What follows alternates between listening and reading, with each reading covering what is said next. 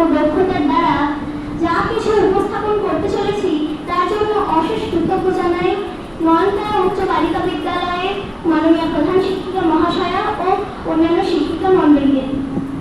আন্তরিক ভালোবাসা জানাই আমার থেকে বড় দিদিদের ও আমার সহপাঠীদের। আজ ডক্টরস ডে, ডাক্তার দিবস। ভগবান ছাড়া এই পৃথিবীতে যদি আর কেউ থেকে থাকে তিনি হলেন একজন পরিণত ডাক্তার, যিনি মানুষের সেবায় দিন রাত নিজেকে নিয়োজিত করেছেন। আমরা যতই 1 জুলাই দিনটিকে ডক্টরস ডে হিসেবে পালন করি না কেন, 365 দিনের মধ্যে কিন্তু প্রত্যেকটা দিনই ডক্টরস ডে হওয়া উচিত, ডাক্তার দিবস হওয়া উচিত। 1882 খ্রিস্টাব্দের 1 জুলাই আজকের দিনে অবিভক্ত বাংলার পাটনা শহরের ঝাঁকিবাড়ি গ্রামে জন্মগ্রহণ করেন বিধানচন্দ্র রায়। পিতা প্রকাশ চন্দ্র রায় ও মাতা অগ্রগামিনী দেবীর কোল আলো করে আসেন বিধানচন্দ্র। তিনি ছেলেবেলায় ছিলেন খুবই মেধাবী একজন ছাত্র। তিনি বড় হয়ে পরবর্তীকালে পাটনা কলেজে থেকে বিএসসি পাশ করেন এবং আসেন কলকাতায়। সেখানে কলকাতায় থেকে তিনি এলএমএস এবং এমডি ডিগ্রি লাভ করেন।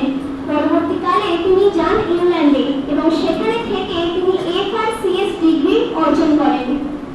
ভারতে ফিরে আসার পর তিনি ক্যাম্বল হাসপাতালে অর্থাৎ বর্তমানে নীলতরণ সরকার হাসপাতালে তিনি চিকিৎসা করা শুরু করেন।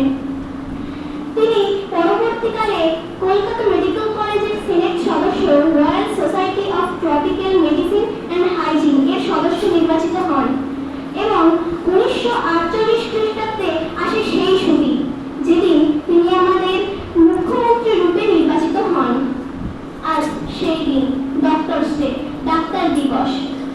তিনি তৈরি করেছিলেন হাবড়া শহর, দুর্গাপুর, বিধাননগর, কল্যাণগড়, কল্যাণী আরো অনেক শহর। তিনি ছিলেন একজন বিশাল বড় ডাক্তার, যার একটি সুদিক ছিল তিনি রোগীদেরকে দেখে বলে দিতে পারতেন তার কি রোগ শরীরে বাসা বেঁধেছে, তাই নাকি তাকে বলা হতো ডাক্তারদের ভ্রমণ করি। তিনি এমন কিছু মানুষের চিকিৎসা করেছেন যাদের নাম না বললেই নয়, যেমন রবীন্দ্রনাথ ঠাকুর, শ্যামাপ্রসাদ মুখোপাধ্যায়, ইন্দিরা গান্ধী, মহাত্মা গান্ধী প্রমুখ ব্যক্তিরা। যাই হোক, আজ আমি তার জন্মদিনে জানাই তাকে অশেষ শ্রদ্ধা।